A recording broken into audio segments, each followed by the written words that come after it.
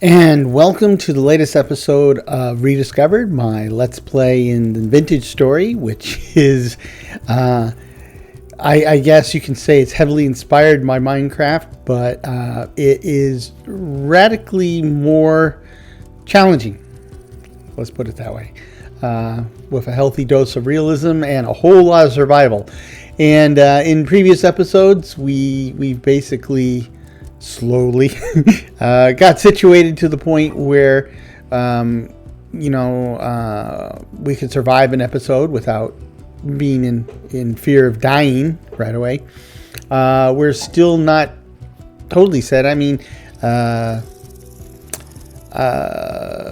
I'm doing fine now, but this is a world that has seasons, and winter's winter. So we have a lot to do before then. And part of the survival trick is that there are lots of things to do. There's lots of stuff I need to do. And unlike, say, Minecraft, where you can knock out the basic survival aspects in about 10 minutes. And after that, you can focus on a task pretty much as you want. That's not the case here.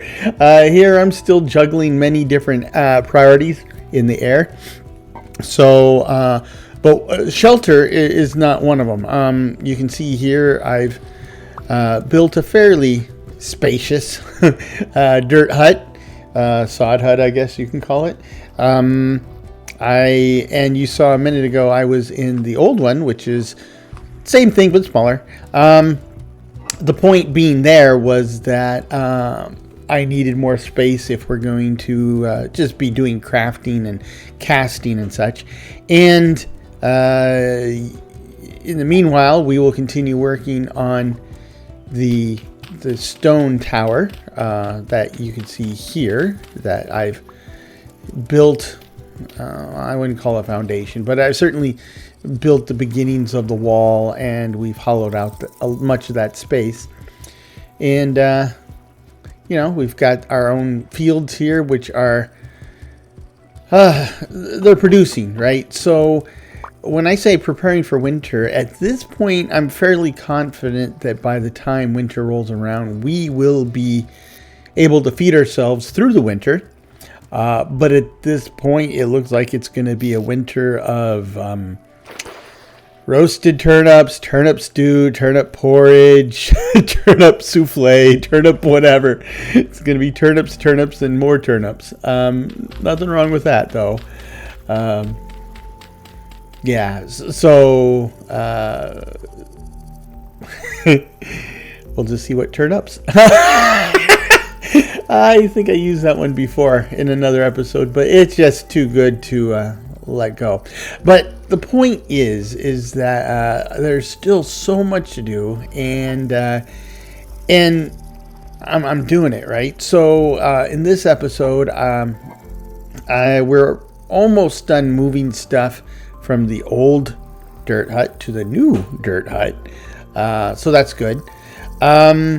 Some other stuff I would like to do is I would like to expand this island a little bit more, right? Because when we first started this world, we found this island that is in an area of good mojo, and settling on an island makes it easily defensible against lions, tigers, and bears, or at least bears and wolves, and the various bad guys that inhabit the neighborhood.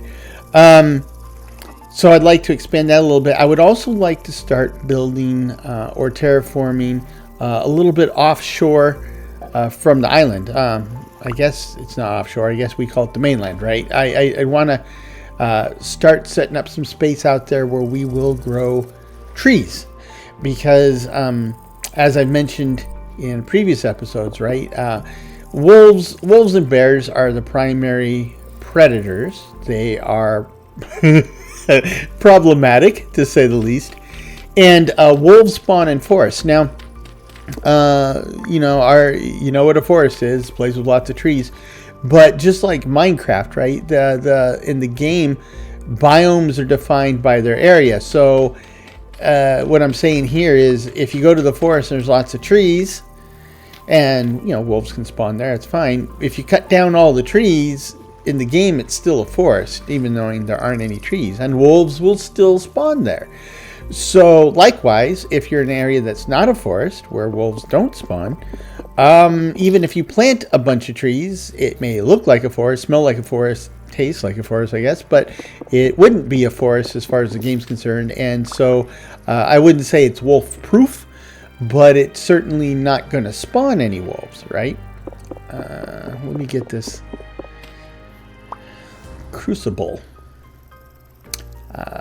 It's been about a week or so. So let me empty my hand, see if that works better. Yep. Okay. Anyway, so there's a bit of that, right? We'll want to knock down some of the trees in the forest, but like I said, I want to build up a space where it's not forest, but we can start planting trees. Let me see what else. And of course, you need to keep working on the tower. And in working on the island and the mainland, I was really lucky here. This starting space is fabulous for so many reasons, right? I mean, the island, which is easily defensible, as I mentioned. It's also an area of good mojo, which is great. Being essentially on freshwater, we have tons and tons of reeds, so that's been pretty fabulous too. And there's a lot of sand here, and the sand's important because I have found one surface copper deposit, but I only got a couple nuggets out of that, and I'm going to need 40 nuggets to get into the copper business. Well, unless I find a bunch more surface deposits, the primary source of copper for me to get into the Metal Ages would be panning for copper in sand. And we got the wood pan. It's pretty laborious, but we have some nuggets. I don't know what I'm up to exactly, like 5 or 6 out of 40. So we have a ways to go, but we'll work on that. Now that I have more room in the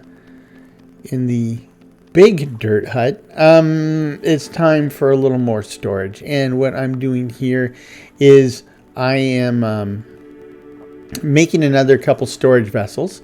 We have a couple pit kilns outside, so we will get these going and fire it up. That reminds me too, I also have a charcoal kiln out there, and I'm going to just need a mess of firewood, partly to fill up the kiln so that I can get charcoal for that copper smelting, but also because, like I said, winter's coming. And, by definition, what makes winter so scary is it gets really freaking cold. I mean, really freaking cold. And in this game, it's survival based, right? So cold counts. Cold matters. And we will want to make sure that we can fight the cold. And the easiest way to do that is with firewood. So we will need to start hoarding, I guess, tons of firewood, possibly literally tons of firewood, to make it to and through the winter. So that is a lot of stuff on my plate. And so that's what we're doing. And of course, in between all that, I will need to maintain, my health, right? So we got to keep cooking and cleaning and doing all the stuff we got to do to stay healthy. I guess we don't really clean in this game, but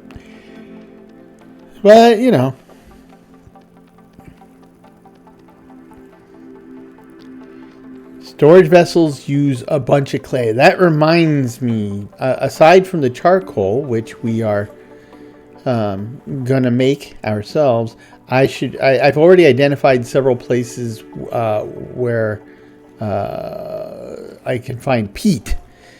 Not Pete the guy, but peat the material.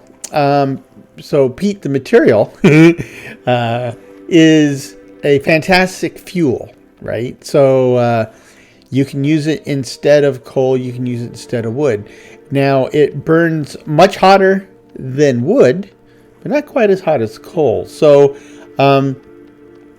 it's not going to be very useful for smelting copper, except to maybe save us a little bit of charcoal when we're bringing things up to temperature. But when it comes to things like pit kilns and stuff, it's sweet. It's a lot better than firewood. So, and all you have to do with that is just dig it up. So that's what maybe we'll do some of that today. At the moment, I still have plenty of clay, but you never know. You never know what fate has in store for you. And I think that's kind of like one of the keys to survival games, right? The survival games, and you know what, it's interesting. I mean, that they've modeled the survival mechanics well when it parallels a lot of actual like survival skills and stuff in real life.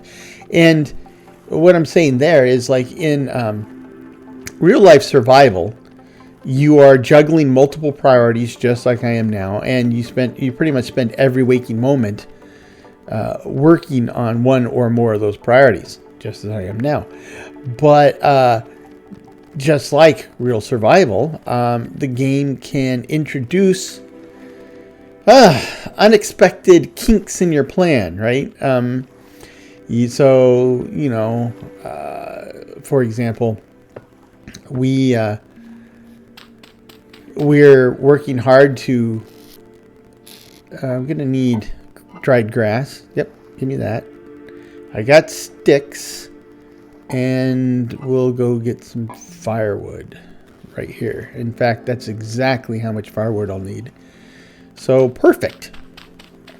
Anyway, you can have plans, right? But sometimes your plans... Wow, it's dark out here. It is really dark out here. Okay. Sometimes your plans, your preparations for plans, whatever you want to say, just kind of fall apart. And there's the risk, right? How come I can't... I'm crouching.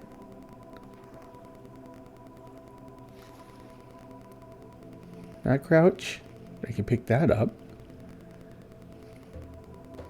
Okay, what am I doing wrong?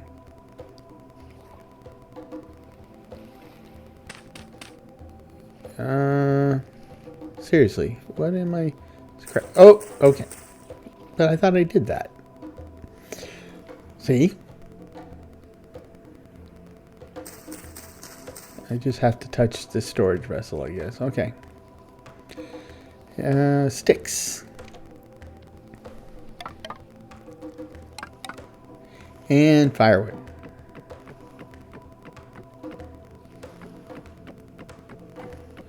Nice thing about these pit kilns is they'll light things up out here, so that should help keep the bad guys away. Kinda, sorta.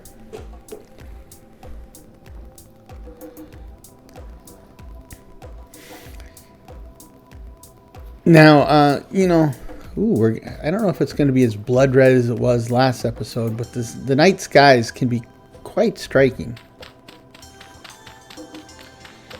Very pretty. Anyhow, shoot. Now, one of the hallmarks to this game is the realism, right? The survival mechanics based on this idea of increased realism. Now, it's a game. There is going to be some abstraction to some extent, right? It's not a total real life simulator. And as I've said in other times and other places, if you want to experience real life, turn off the computer and go out the door, right? Knock yourself out. But this game is a balance between realism and play mechanics, and I think they've done a fantastic job here, because I've played games that are really realistic, and I quit playing them because it was a chore, right? This game is almost that realistic, but it's fun. And that's the magic formula. That's the trick. And I think a lot of people have made that discovery that these guys have really kind of hit upon the magic formula. So, and I really like their attitude toward the whole thing. They are still a small dev team, and they're kind of giving it the artisan approach, right? Where sure they could throw this thing on Steam and get a ton more sales, and therefore money, etc., etc. But they haven't done any of that. They've kept it small and manageable. In fact, they're handling it all themselves. And while that might not, that might not be filling up their retirement funds, it's certainly probably working in their favor anyway. And I appreciate the look and the feel and the obvious care that goes into this game. So I must have missed this on a previous pass through, and I don't see any others.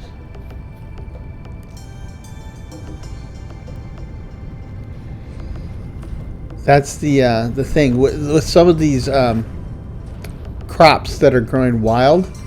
Sometimes you don't see them because they look like the normal flora until they're essentially ready to harvest, and then that's usually when there's a color or a shape change, and they're a little more obvious, stick out a little more.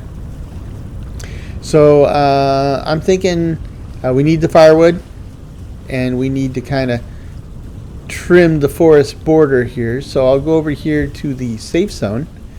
Call it safe zone because it's by water and it's pretty open, because I should be able to see bad guys as they approach, if I remember to pay attention.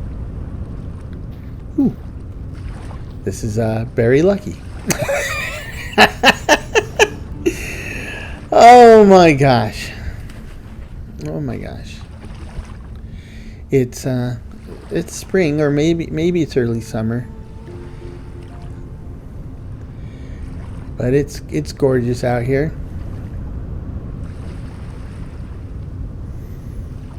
Okay. So we'll just set up a ladder.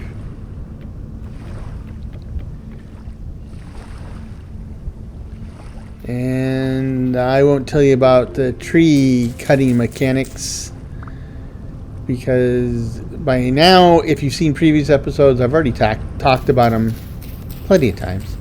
And if you're new to this, then there's a reason that I'm going through all this extra trouble to cut the tree down like this.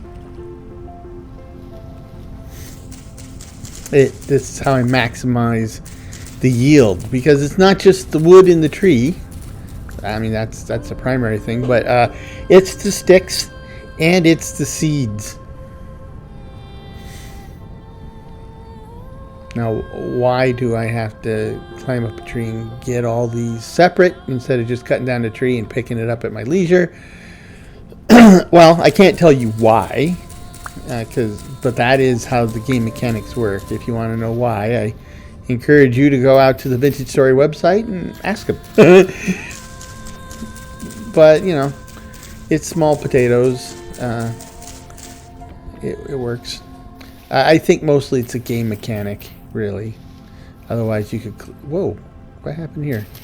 You could, just lay waste the whole sections of forest and have a ton of resources. So I think it's a game balance issue. But, I guess that is a trick, right? Is if you're going to design a game based on a certain level of realism, but you're also going to try to keep the game balanced, well, that is quite a tightrope act.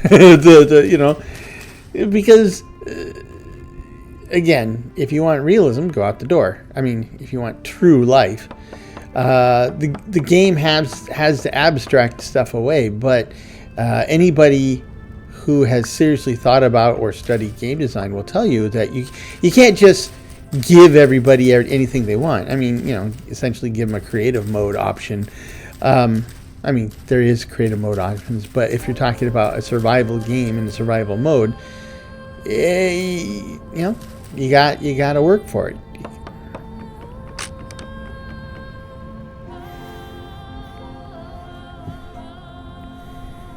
And I really hate that cracking noise.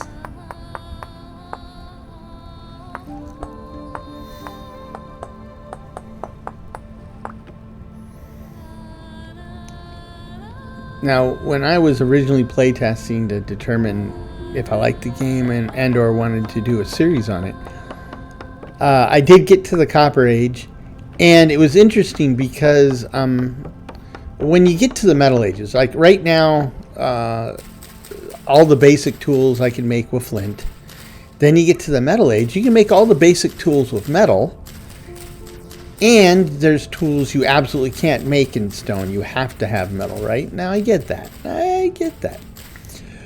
But it is gorgeous, but I'm also kind of in prairie dog mode, making sure I don't see any bears or wolves on the horizon. But here's the thing. When you get to, like, when I get my copper tools, right? Is it worthwhile to have a full set of copper tools? And the reason I say that is copper's not rare. There's actually quite a bit of copper in the world, but the difference between a copper axe and a copper knife and a stone knife, that's pretty considerable, I guess. But then again, the stone knife is practically free, right?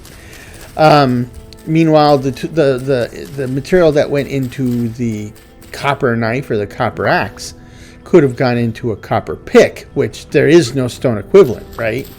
So this is kind of like this is actually the same problem I have in Minecraft, right?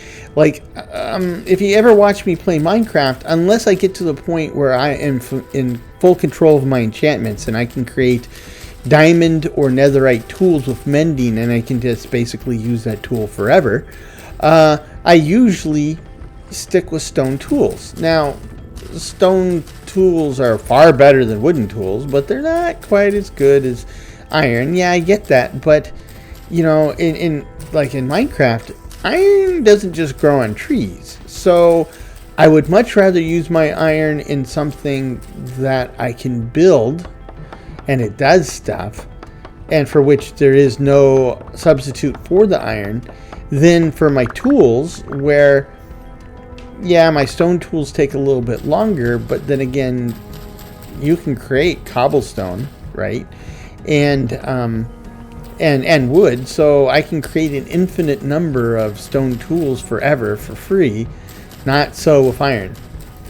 And when you look at things like, say, lanterns and stuff, and they use like 8 out of 9 nuggets, right? And a full ingot's 9 nuggets. So a lantern is basically an iron ingot for all intents and purposes. That's kind of expensive, unless you got iron, stacked up in the hallway and down the street and everywhere else. But as a builder, it's not usually the case for me, right? I often find that I have massive amounts of stuff, but then I use massive amounts of stuff, and so I need more massive amounts of stuff, which goes back to my whole point on trying to decide what materials to use for what purposes. And which brings us back to this game, which is, I'd rather use my copper for stuff that I absolutely need a metal for, right? And something like knives and axes, if I can basically get them for free using stone tools, then I might do that. Now, I've never gotten to the Iron Age, but I've watched plenty of Let's Play videos for Vintage Story and a few tutorial videos, And I get the impression that when it comes to iron, there is a lot of iron. Iron's a pain in the butt to reach, right? Because you have to go through the Iron Age and the Bronze Age to be able to, work with iron. And then, of course, once you get iron, you're forging all your pieces, and not just forging, but like once you get your iron initially smelted, then you got to knock out the impurities, and so, and in truth, that is what a blacksmith does, right? I mean, there's a whole lot of steps. You don't just hand a guy a bunch of iron or rocks, and 20 minutes later he's got plate mail for you. So, yeah, I get all that, but from what I understand, iron is really, really durable, and while finding iron is kind of a pain in the butt, once you find some, the veins of iron are massive, right? So 1 or 2 veins of iron, and that's probably all the iron you'll ever need in that world. So I might change my outlook on metal tools when we get to the Iron Age. But I don't know, because that's, what I told you is what I heard. So it's hearsay. It could be a game of telephone. If you ever played the game of telephone where, like at a party, you have a line of people, and you give the first person in the line some message or statement, like the rain in Spain falls mainly on the plain, and then they whisper it in the ear of the person next to them, or whispers it in the ear of the person next to them, and so on. And then at the end of the line, almost always, you'll have that last person say out loud what they heard, and it is rarely it's rarely the same as what it started off with. It's a lot of fun. Great party game. I always thought it was an interesting game too, because it can show in a very short time how rumors and things like that can get going, right? Somebody hears something, and then maybe they don't hear it quite right, but then they relay the information to somebody else who maybe they don't hear it quite right, plus they got the bits that the first person got wrong. And by the time you've gone through 4, 5, 6, 7 people, the story is very, very different from the truth, where it started. I got a piece of that in real life where, so my mom and my stepdad are retired police officers, and my mom, one time had basically caught a guy who just murdered a family, right? So that's a whole story for another time, but I knew the whole story, right? So when we're reading the newspaper, and this is like when I'm in high school, so yeah, there were newspapers and people read them, but when I read the story in the newspaper, I was halfway through the story thinking, wow, this kind of sort of sounds familiar. It's kind of similar to what happened to my mom. And then at the end of the story, they name my mom's name as the arresting officer. I'm like, hold it. I'm reading the story thinking, well, that's not right. That's not right. This has got to be somebody else. And then when they finally tell it, it's like, how did they get so much of the story wrong? There you go. Right? And it's not a slight on journalists. Oh gosh, no.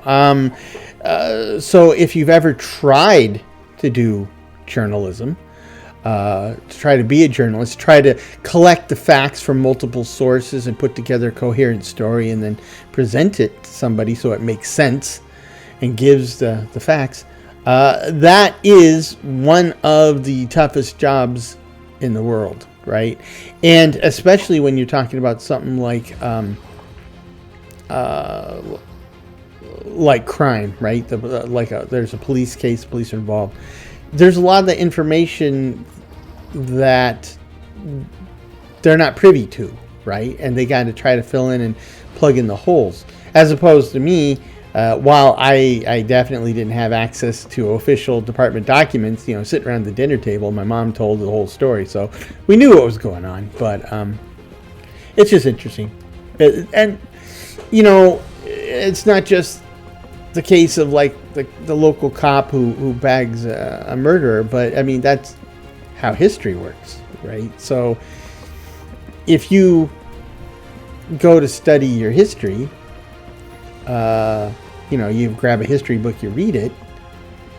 It all depends on who wrote the book, right? Because the book was written by humans are prone to biases and stuff, and we try to get around that by having multiple people involved. So there's a guy who writes the book, then there might be several editors, or better yet, the book is a collaboration between a few people, and then they have editors, and everybody's double checking and triple checking the facts. I mean, we try to get it as unbiased and true to fact as we can, but there are mistakes.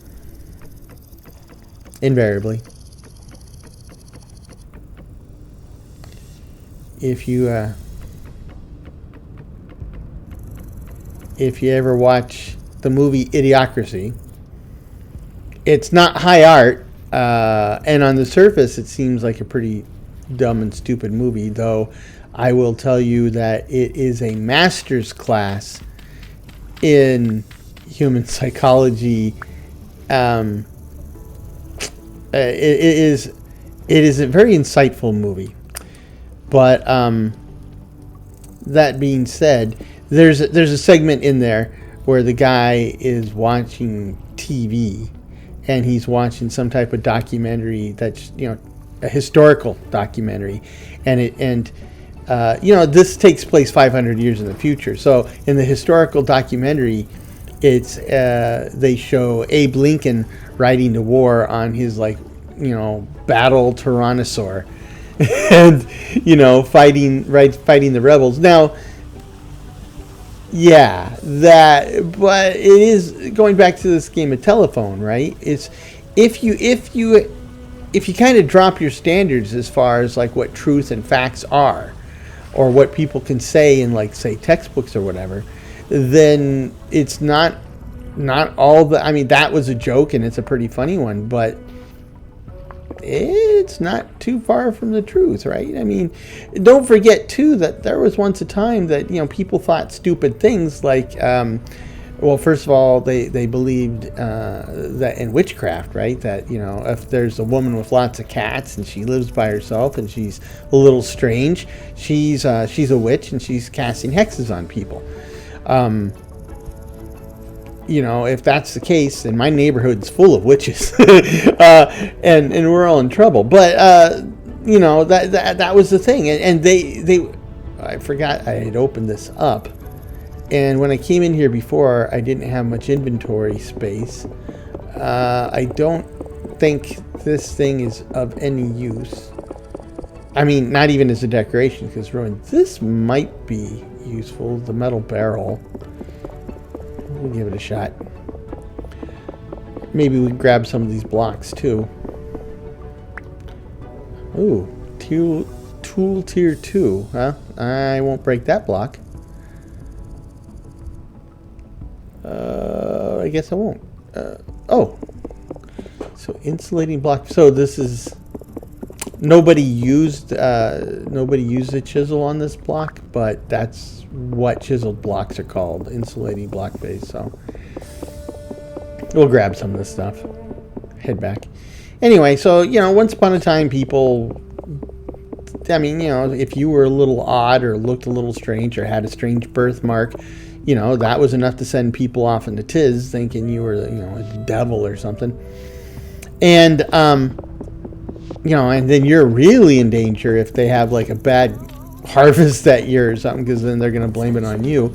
And my point was, and all of that is, their theory for testing for witchcraft, they don't exactly have a witchcraftometer, but in the Middle Ages and even the not so Middle Ages, they had stupid systems like, we will tie you up and put you in a bag, tie the bag, and throw it in the river. And if you drown, you're innocent.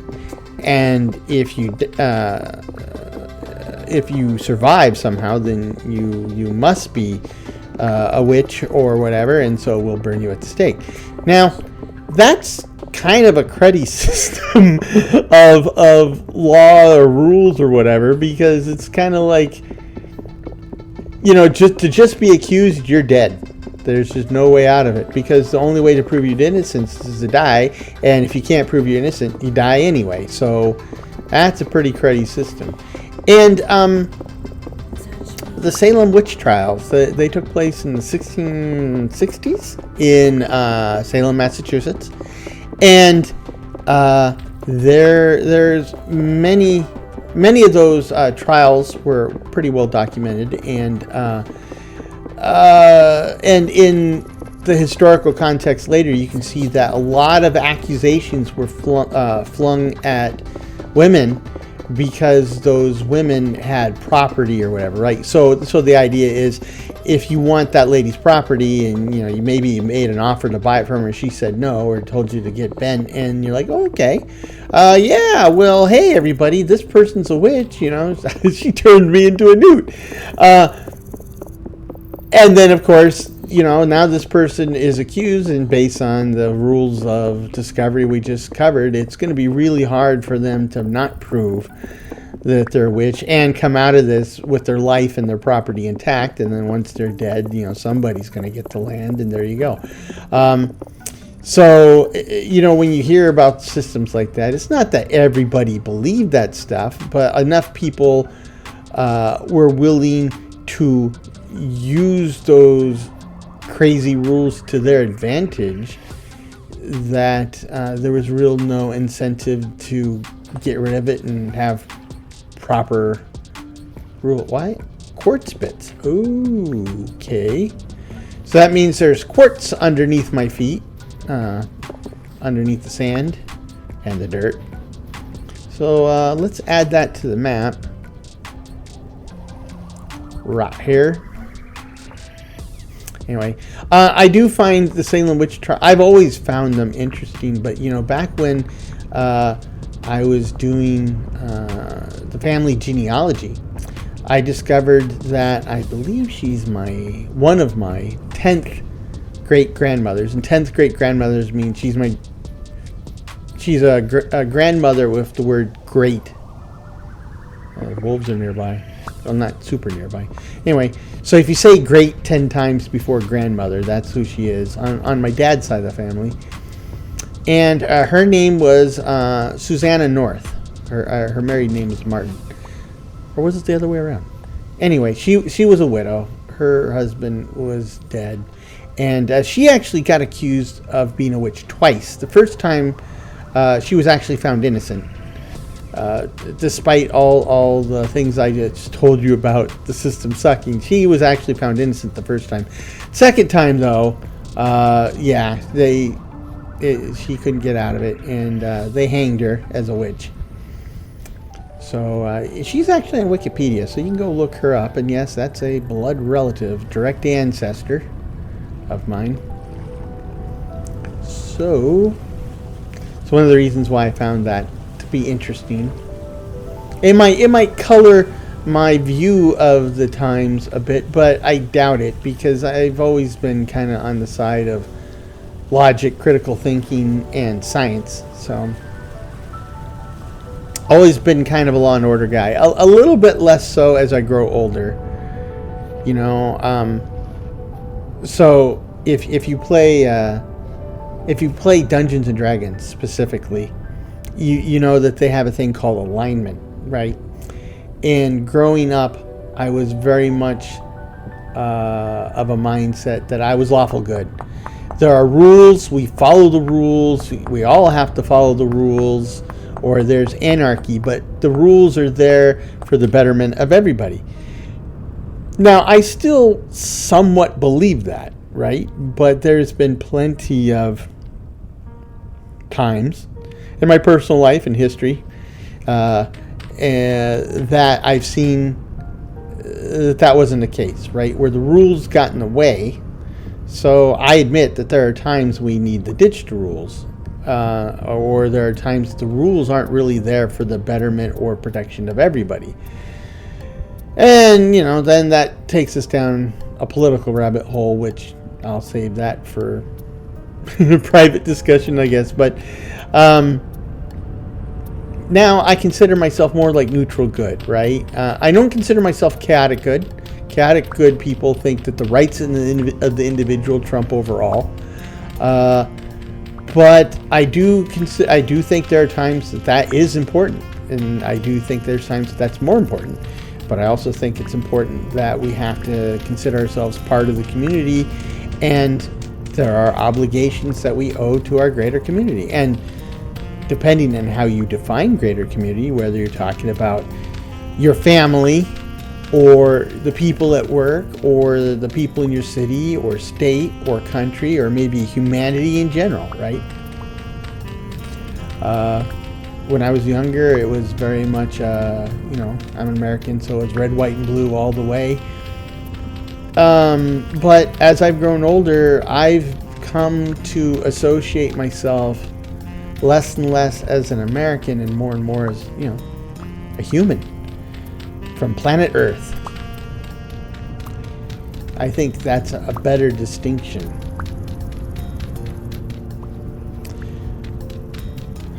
And the problem is that maybe too few people identify the entire world as their community, right? Not only that, I think a lot of people have just kind of given up on social responsibility in general. So, if it's not them or their blood relative, then, forget it. You're out of luck. They don't care. And that's unfortunate. The basis of civilization is not that every man is out for himself. I mean, there's a certain element to that in human behavior, but humanity has got to... There has to be rules that protect everybody, and everybody has to be subject to those rules, right? Otherwise, the biggest, meanest, and strongest guy will always be in charge until there's somebody that's bigger, meaner, and stronger that comes and knocks him down. And if you're not even in the top 5 of the biggest, meanest, and strongest, then you're just going to be somebody's, servant. And I don't think none of us want that.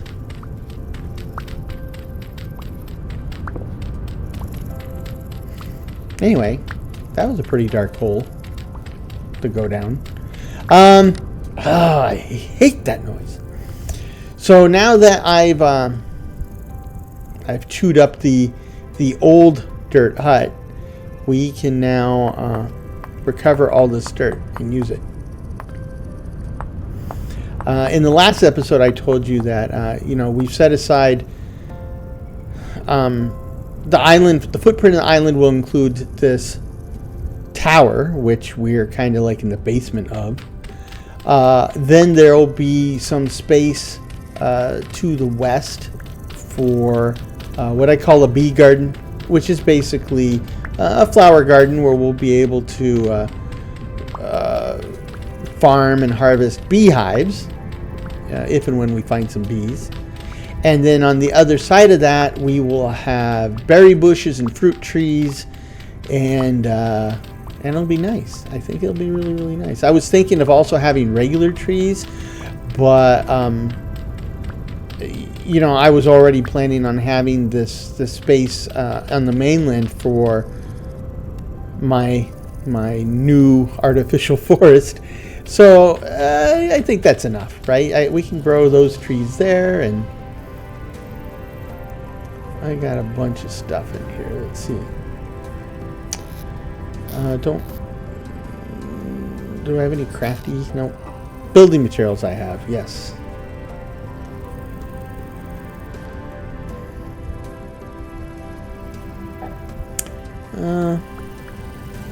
Some of these I want to keep. Right? These cobblestone bricks I'm still going to need. because I'm going to be building, and we can this stuff, and can't open it or anything, so that's useless. And that was just useless from the get-go, but I got it just in case. Maybe I can use it as firewood or something, I don't know. You can do that with a surprising amount of stuff in this game. I might have mentioned at some point that, you know, well, you saw, like, food can perish, right? Well, what happens when it perishes? Well, it doesn't really perish, it just rots. And so you can collect the rotten food. That now, at first, I didn't know what to do with rotten food. And if you look, it actually has a burn value, right? Like, you could use it to burn as a fuel for a while. It's not a great fuel. It kind of sucks. But I was thinking, well, that's better than nothing. So I burned quite a bit of it. And then I have since learned that you could use all that rot and compile it and then put it in a barrel. And it ages and it becomes compost, which you can use. Oh, I hate that sound. Anyway, so the compost you can then use, especially for making terra preta, which I do know. I remember that I talked about that here. That is a soil type that I can make that is even more fertile than the high fertility soil, right? So good stuff.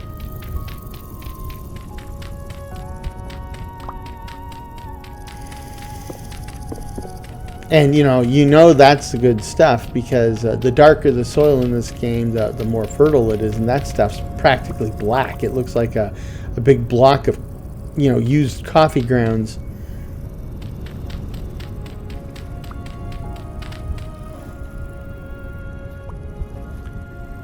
Oh, actually, we're going to use regular dirt here. And yeah, for June. So actually, I thought it was earlier in June. Now it's 5 June. I thought we were on the verge of June, but we're halfway through June. The months are only 9 days long, so halfway through June. That's by the real calendar, that's about the beginning of summer. In the real calendar, June 21st is the first day of summer. Summer solstice. And that's coming up in real life. As I record this, it's coming up. When you're watching it, I have no idea.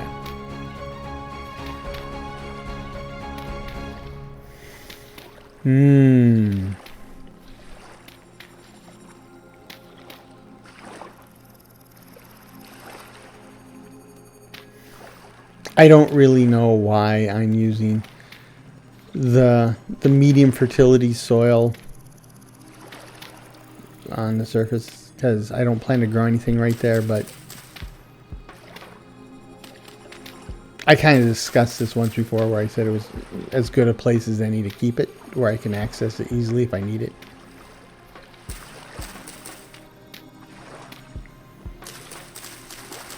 As far as I know, there's nothing I can do with the seaweed. Now that I just said that, and I was talking about rot, I'm wondering if I shouldn't try harvesting this stuff and see if it goes bad. Because this would be a lot of material that we could turn into compost, and that would actually be not a bad thing at all. I'll have to think about that.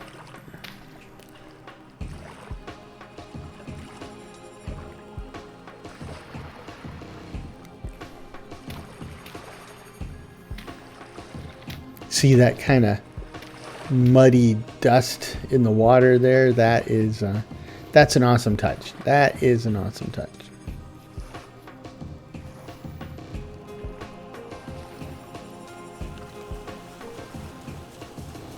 And every time I see a little cloud of those flying gnat things, my skin itches. Right? It's a psychosomatic thing. If you ever gone through the beach or a swampy area or something and walk through a cloud of bugs, you know why my skin's itching when I see that and walk through it.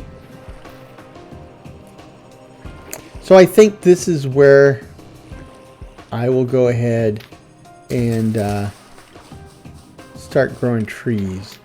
And I will displace the sand. And this is the sand we will use for panning to get copper nuggets. Because it's all about the copper. We need the copper. Gotta have the copper.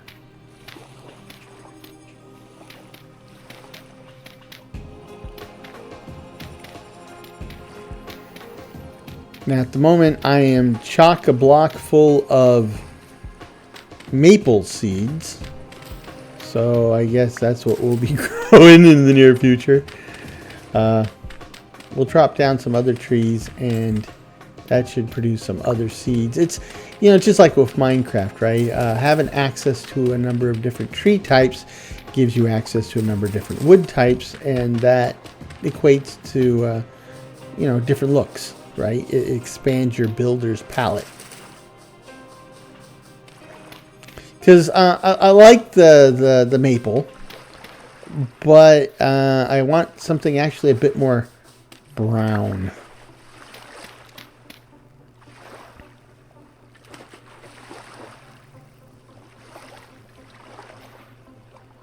So let's see.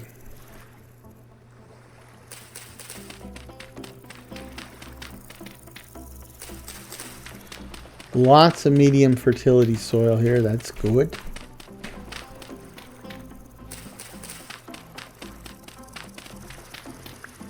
Yeah, it's interesting too because when I was testing this game, you know, like I said, I was kind of like, you know, try before you buy type thing, or actually more to the point, try before you do a series.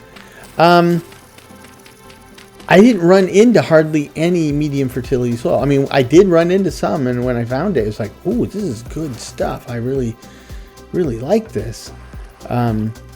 But there was so little of it, so I thought it was like really rare. And then I come to this world, and the little island that I started on, it had some, and I said, "Well, this is crazy lucky."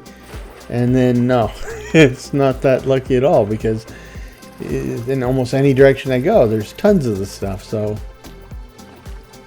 there you go.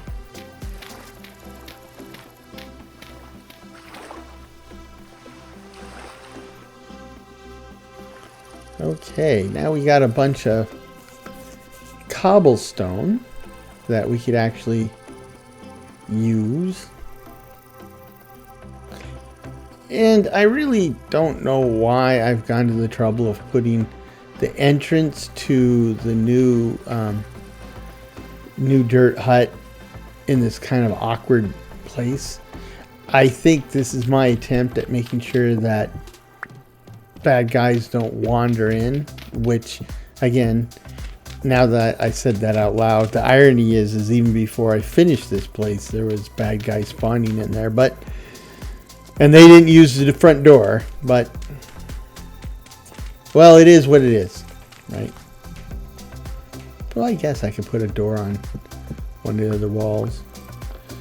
We'll just see how much of a pain in the butt it is before I get tired of it and put in a proper door on the other side. And when I say proper door, I don't mean actual proper door. That's going to require a saw. A saw is going to require metal, and we've already kind of gone there.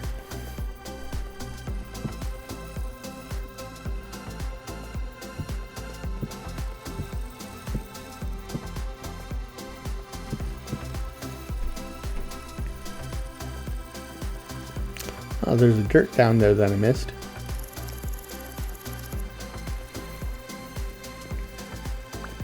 Got it. Okay. Oh, it's already time, or almost time.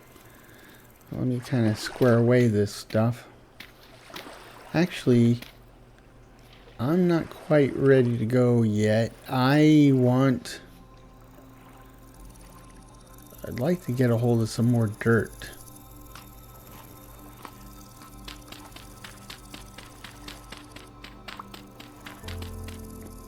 So let's grab some food. And let's grab some seeds. And let's grab some dirt and start, well, let's plant some trees. I might grab some more dirt, but I definitely want to plant some trees. Now at the moment I got a lot of maple leaves, so we'll plant a lot of maple trees. But like I said, I want to expand my tree palette. Let's start here.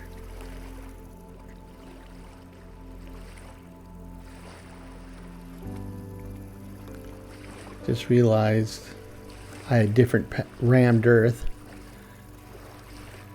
Okay, got lots of seeds. So one here, and then we'll put 5 blocks between them. 3, 4, 5. Tree. 1, 2, 3, 4, 5. Tree. And let's see if we can widen this up a bit. But like I said, I'm going to need more dirt. And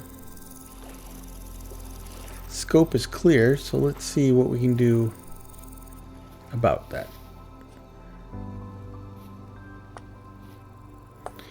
Let's grab any low-hanging building materials as we find them.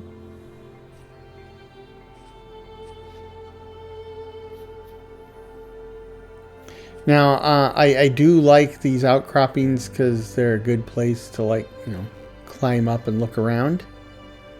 And not just a gorgeous view, but a great view for spotting bad guys. But I also like these outcroppings because they're an obvious source of materials. So let's go ahead and make a shovel.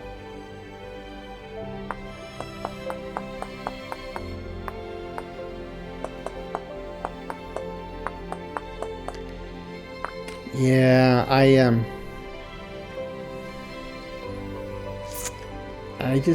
terraforming is in my blood, I think. I don't know if I've shared it in this series, but there's been we were lucky. We had a pretty big front yard and a pretty big backyard when I was growing up. Up until my pre-teens, and I sculpted the backyard, much to the disappointment of my mom on several times. But in fact, if you ever see one of those Calvin and Hobbes comics where he's coming in muddy with carrying like muddy garden tools, that was me. I've always been a builder, and one of my favorite things was a fascination with water. Grew up in the desert, kind of, though. So, like, when I was terraforming the backyard, there was always rivers and lakes involved. So now you know why my mom was pretty upset. Drive up the water bill and the fact the yard's flooded. But, yeah, so here I can do it. My mom's not upset. My wife's not upset. And the water bill stays intact. So, yay. Of course, bought a $2,000 computer. So maybe that would be, the water bill would have been small beans in comparison, but that's okay. All that noise, you would have thought like I broke a leg or something, but I don't even hardly see any damage at all. So, oh, I missed one. What's this? Rye. I see some more growing there, but it's not even close.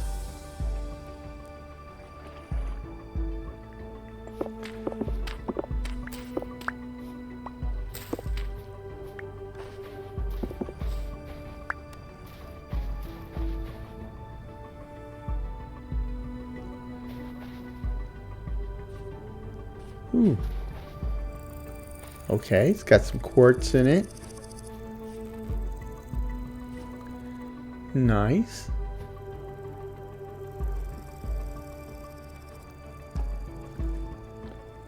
Oh, hold on.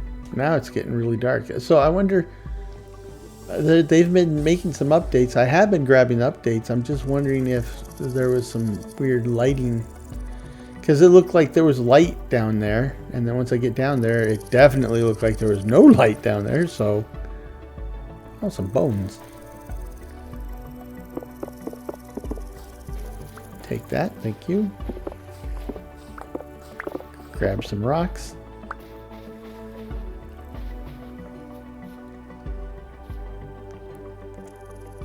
I'm just amazed at how few bear or wolf encounters I've had in this world. It just blows my mind, because when I was, you know, when I was in my practice session, I had quite a few run-ins with both. Yeah, it's not ready yet. Come back when it's right. Had quite a few run-ins with both, and now, since I'm having so few run-ins, I'm kind of got this idea in my head that, you know, probability being what probability is, the averages are going to average out at some point. And so if I've gone so long without finding bears or wolves, at some point I'm probably going to hit a period of time where I'll just be constant bears and wolves. Not looking forward to that. 1, 2, 3, 4, 5. There we go. There we go. Do I have enough to do the same over here? 2, 3, 3, 3, 3, 4, 4, 4, 4, 5, 5, 5, 5. 1, 2, 3, 4, 5. Yep, one more. 6. So now I can plant a tree here. How much I got here?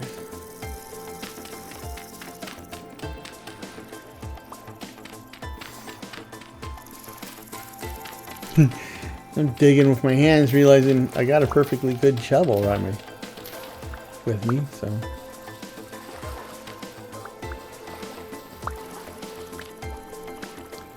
Okie dokie.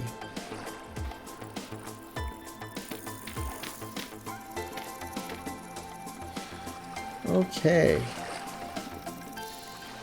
Let's get out of here.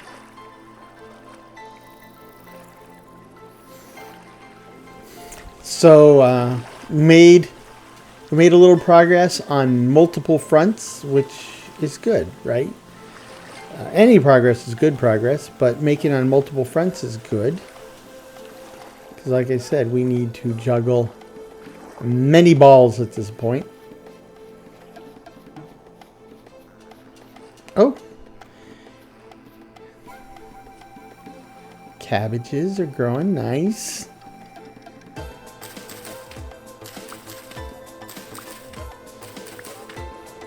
How come I'm not picking up the turnips? I don't have the inventory for the turnips. That's why. Okay, let's go plant some turnips. I believe they use nitrogen, so I think pretty much all the crops I'm growing use nitrogen.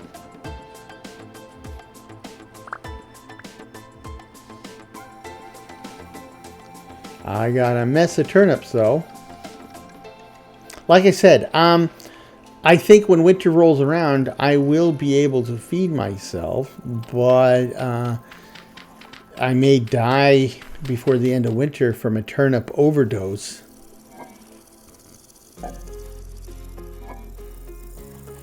See what I mean? I have some rye seeds for variety. Just, you know, spice things up, which, you know, I never really thought of rye as spicy. Oh, I got these two mixed up. Okay. While we're at it, I can't do anything with the meat. I only got one. So let's grab the berries and Can I do berries and vegetables? Nope, I don't think I can, but I will prove it to myself just to be sure. If I can't, then maybe I can do something with the cereals. Let's see. Try to do something with all this one-off stuff.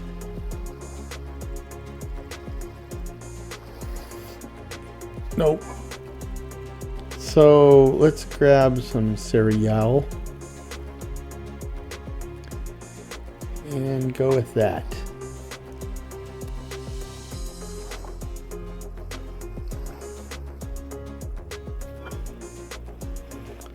And this time I actually put it in my inventory so I can put it in the pot. So that's porridge, and this is mashed cranberry porridge. Porridge. Caffeine's wearing off. I'm sorry. That's just how it works. Just washed my mouth and can't do a thing with it. Okay. So you got some stuff cooking. We'll save that mushroom for another time.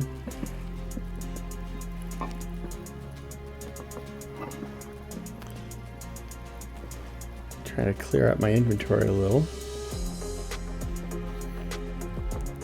Yeah, I see the rye seeds. We'll deal with that in a second.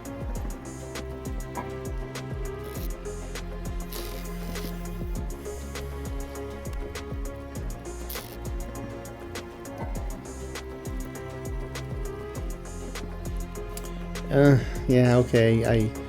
So I've split my quartz, apparently.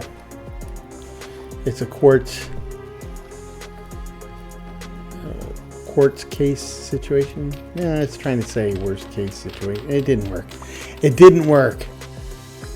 Yeah, I hope you wrote that down. The day that I admitted a dad joke didn't work. There aren't many days like that.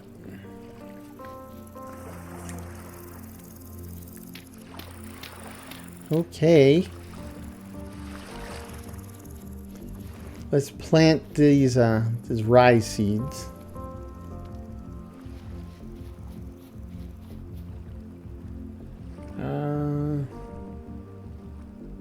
Sure. Parsnips need P. I believe that's potassium. And I think that's it. Let's go top side here and take a gander at my handiwork. So that's much better than where we were. Very nice. And this really is not only is this a pretty game, this is a stunning little valley. And you know, look at all that white. That's limestone. So I've had people reach out to me and say, yeah, I was incredibly lucky to land up in a limestone area. And I think that's just one of many things that I'm lucky about in this game. So, yep. But seeds available, you know, if you want that. I've posted it, and I'll post it again if you need it.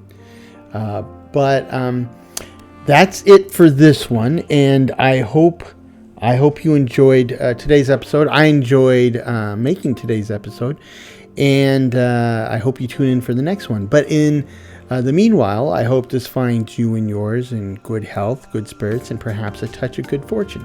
Cheers.